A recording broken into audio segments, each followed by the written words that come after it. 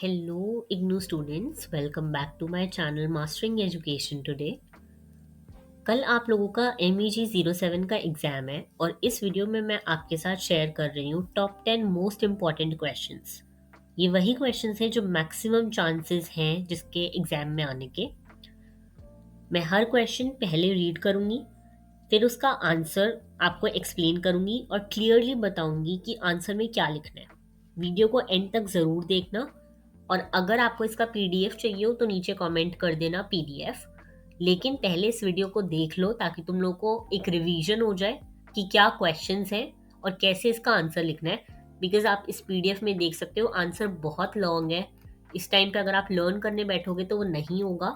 तो इसलिए हम लोग शॉर्ट में आंसर समझते हैं ताकि आपको कल के लिए एक रिवीजन भी हो जाए। फर्स्ट क्वेश्चन हम लोग देख लेते हैं। देखो, फर्स्ट क्वेश्चन है discuss Mulk Raj Anand untouchable as a social and realistic novel. इस पे आपको question as a social novel का भी आ सकता है, रियलिस्टिक का भी आ सकता है। लेकिन मैं आपको बता दूं कि इस पे क्वेश्चन आता है। हमने गेस्ट पेपर में भी देखा था कि इस पे क्वेश्चन आ रहा था। देखो, अगर ये क्वेश्चन आएगा तो तुम्हें क्या क्या लिखना है मैं बताती हूँ। पहले तो आपको एक्सप्लेन करना है कि अनटचेबल मुल्क राज आनंद का नॉवल है जो कास्ट सिस्टम और अनटचेबिलिटी को शो करता है। स्टोरी एक दिन की है। बक्खा नाम के स्वीपर बॉय की लाइफ दिखाता है। नॉवल सोसाइटी की क्रूएल्टी और डिस्क्रिमिनेशन को एक्सपोज करता है। बेसिकली उनके नॉवल में यही था। ठीक है, मेन कैरेक्टर का नाम लिखना है कि जिसके अराउंड स्टोरी रिवॉल्व करिए वो सब। अब तुम्हें पहले बताना है, क्वेश्चन जब आएगा तो पहले बताना है कि मुल्क राज आनंद एक सोशल रियलिस्ट राइटर है। थीम एक्सप्लेन करना है इसका। ठीक है, Untouchable as a social novel. उसके बाद बखा जो इसका कैरेक्टर था उसको एज अ ओप्रेस्ड कैरेक्टर दिखाना है। इसमें बहुत रियलिस्टिक लैंग्वेज और एवरीडे लाइफ को पोर्ट्रे करा गया है। सोशल प्रोटेस्ट प्लस रियलिज्म के बारे में दिखाना है। और तुम्हें लास्ट में कंक्लूजन में लिखना है कि ये नॉवल एक्सपोज करती है सोशल इनजस्टिस को। ओके, इजी है। जब तुम ये आंसर भी पढ़ोगे तो ये आंसर बहुत इजी लैंग्वेज में मैंने लिखा है ताकि तुम लोग कल के लिए एक पढ़कर रिवाइज कर सको। ओके, अब हम आते हैं नेक्स्ट क्वेश्चन पे। नेक्स्ट क्वेश्चन है examine Raja Rao Kanthapura as a novel of Indian village life and Gandhian influence. अब इस पे अलग सा क्वेश्चन भी आ सकता है सिर्फ कंथापुरा पे, और गांधीयन इन्फ्लुएंस का अलग से भी आ सकता है। तो दोनों के लिए यही आंसर लिखा जाएगा। मैं बताती हूँ कैसे। देखो, कंथापुरा एक इंडियन विलेज की स्टोरी है जहां गांधी जी के आइडियाज धीरे धीरे लोगों को अफेक्ट करते हैं।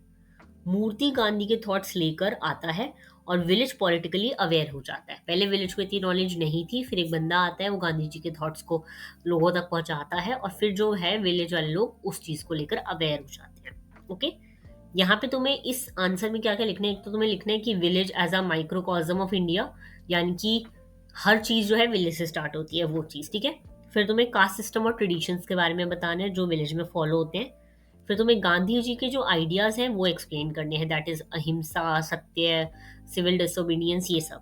ठीक है, तुम्हें वुमेन पार्टिसिपेशन दिखाना है इसमें, और गांधी जी को एज अ मिथिक फिगर दिखाना है, यानी कि तुम्हें बताना है कि गांधी जी को कैसे एज अ गॉड यहाँ पे रिप्रेजेंट करा गया इस नॉवल में, और तुम्हें फ्रीडम मूवमेंट का इम्पैक्ट दिखाना है।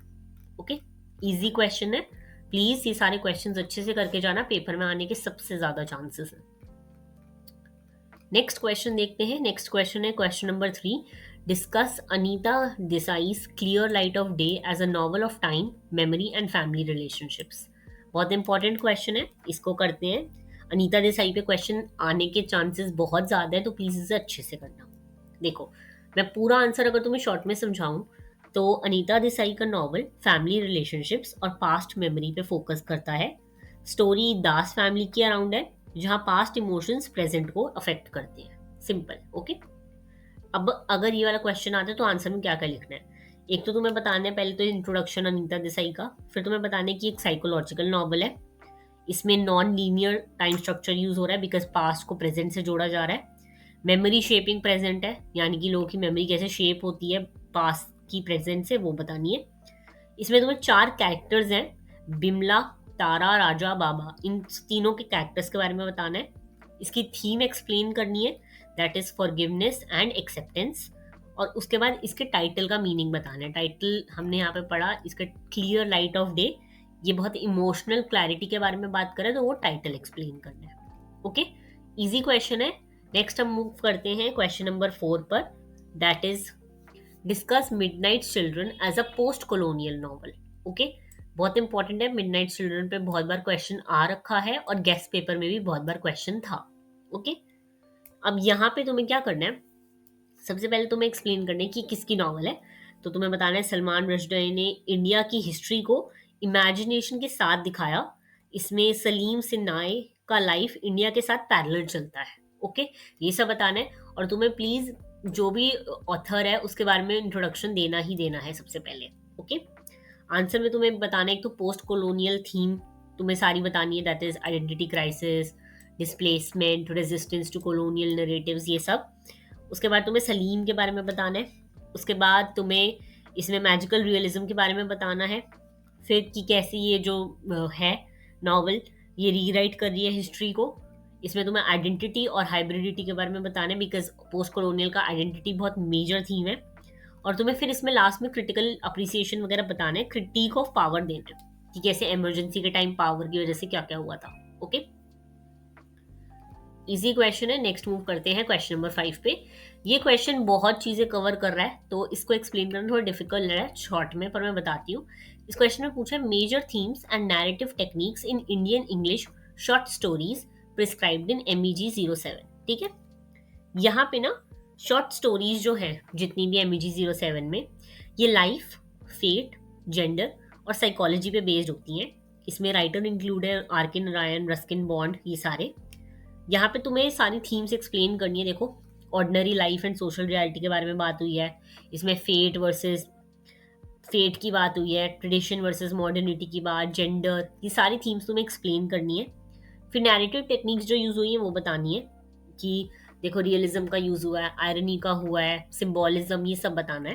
ठीक है, जेंडर इश्यूज वगैरह के बारे में बात करनी है, टेक्निक्स वगैरह। और इसको ये बताना है कि जितनी भी शॉर्ट स्टोरीज हैं उनकी ओपन एंडिंग्स होती है, यानी कि एक पर्टिकुलर कंक्लूजन नहीं होता या पर्टिकुलर कोई क्लोज एंडिंग नहीं होती, ओपन होती है, तुम्हारे अपने समझने पे है वो एंडिंग। ओके, नेक्स्ट क्वेश्चन आ रहा है, trace the development of Indian English poetry with reference to major poets. थोड़ा डिफिकल्ट क्वेश्चन है, बिकॉज इसमें तुम्हें सारे मेजर पोइट्स की बात करनी पड़ेगी जो इंडियन इंग्लिश पोइट्री में है। और हो सकता है कि तुम सारे मेजर पोइट्स लिखाओ, फिर भी एग्जामिनर को लगे कि कोई पोइट रह गया तो वो मार्क्स कट कर ले। तो इसलिए आई वुड से कि ये वाला क्वेश्चन अगर आता है तो इसको अवॉइड करना। बट अगर क्वेश्चन आए और तुम्हारे पास कोई चॉइस ना हो तो तुम्हें इसमें एक्सप्लेन करना है कि इंडियन इंग्लिश पोइट्री इमिटेशन से स्टार्ट हुई और अब जाकर मॉडर्न कॉन्फिडेंट फॉर्म तक पहुंची है। उसके बाद तुम्हें इसमें सारे जितने भी मेजर पोइट्स हैं वो सारे सब बताने हैं। यहाँ पे मैंने देखो दिख रहा है, मैंने सबके बारे में थोड़ी थोड़ी बात करी है, तो तुम्हें इतना ही लंबा आंसर लिख कर आना है अपने क्वेश्चन पेपर में अगर ये क्वेश्चन आए। नेक्स्ट क्वेश्चन है, discuss the development of Indian English prose with reference to major prose writers. ये भी सेम है, इसमें भी तुम्हें सारे मेजर राइटर्स लिखने पड़ेंगे। तुम्हें बताना पड़ेगा पहले तो प्रोज राइटिंग रिफॉर्म, नेशनलिज्म और फिलोसफी के थ्रू डेवलप हुई। उसके बाद देखो बहुत सारे हैं इसमें भी, राजा राम मोहन रॉय, गांधी, नेहरू, औरबिंदो, जितने भी मेजर मेजर हैं तुम्हें सारे प्रोज राइटर्स लिखने पड़ेंगे। उनके बारे में थोड़ा बहुत भी लिखोगे तो चलेगा, बट ये डिफिकल्ट क्वेश्चन है बिकॉज काफी सारे लोगों के बारे में तुम्हें मेंशन करना पड़ेगा। नेक्स्ट है, discuss Mahesh Dattani Tara as a critic of gender discrimination in Indian society. Important question है, बहुत बार हमने देखा था इस क्वेश्चन को आते हुए। इसमें तुम्हें ये एक्सप्लेन करना है, देखो महेश दत्तानी का प्ले पैट्रियार्की और गर्ल चाइल्ड डिस्क्रिमिनेशन को दिखाता है। तारा को सिर्फ लड़की होने की वजह से सफर करना पड़ता है सोसाइटी में, इसलिए तुम्हें ये सब दिखाना है। ठीक है, आंसर में तुम्हें यहाँ पे जो भी प्लॉट ओवरव्यू देकर उसके बाद तुम्हें बताना पड़ेगा, एक तो gender bias at birth, patriarchy in family के बारे में मेंशन करना पड़ेगा, Tara as a symbol of oppressed women लिखना है, चंदन का गिल्ट बताना है, सोशल रेलेवेंस लिखना है इसका, और फेमिनिस्ट का मैसेज लिखना है इसमें एंड में। ठीक है, क्वेश्चन आ सकते हैं, प्लीज करके जाने वाला। नेक्स्ट है, right a critical appreciation of Indian English poetry. Important question है, बहुत बार आ चुका है और इजी क्वेश्चन भी है। देखो इसमें तुम्हें लिखना है कि इंडियन इंग्लिश पोएट्री ने इंग्लिश को इंडियन एक्सपीरियंस के लिए अडॉप्ट किया और उस वे से लिखा जिससे हमारी जो पोएट्री है, हमारी जितनी भी चीज़ें हैं वो बाहर तक पहुंच सके ग्लोबल लेवल पर। इसमें तुम्हें एक तो ग्रोथ फेज बताना पड़ेगा कि कैसे इसकी ग्रोथ हुई, फिर मेजर पोइट्स के बारे में मेंशन करना पड़ेगा, थीम्स वगैरह उनकी बतानी पड़ेगी, फिर तुम्हें एक इंडियनाइजेशन ऑफ इंग्लिश पे पूरा पैराग्राफ लिखना पड़ेगा, इसकी स्ट्रेंथ और लिमिटेशंस को मेंशन करना पड़ेगा और लास्ट में एक ओवरऑल करके कंक्लूजन लिखना होगा. Okay. Next and the last question is discuss the theme of tradition and modernity in Indian English literature. ये हमने इंपॉर्टेंट टॉपिक की लिस्ट में भी करा था. इसमें तुम्हें ये बताना है कि इंडियन लिटरेचर ट्रेडिशन और मॉडर्न आइडियाज के बीच कॉन्फ्लिक्ट दिखाता है.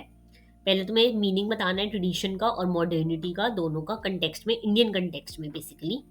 फिर तुम्हें यहाँ पे मेजर जो भी लोग हैं उनके बारे में मेंशन करना है, राजा राव, आर के नारायण, ये सब.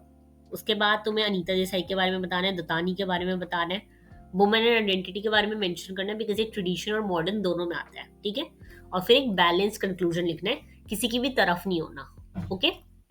This is the list of all the important questions for your exam tomorrow. इसके बाहर मुझे नहीं लगता कुछ आना चाहिए. हमने मोस्टली सारी चीज़ें कवर कर ली हैं टॉप 10 क्वेश्चंस में, और इम्पॉर्टेंट टॉपिक की लिस्ट में मैंने आपको बहुत सारी चीज़ें कवर करवा दी थी. एग्जाम के लिए कल ये सब इनफ रहेगा. सो ये रिवाइज कर लेना, और इसका पीडीएफ चाहिए हो तो नीचे कमेंट कर देना पीडीएफ. मिलते हैं नेक्स्ट वीडियो में. All the very best for your exam tomorrow.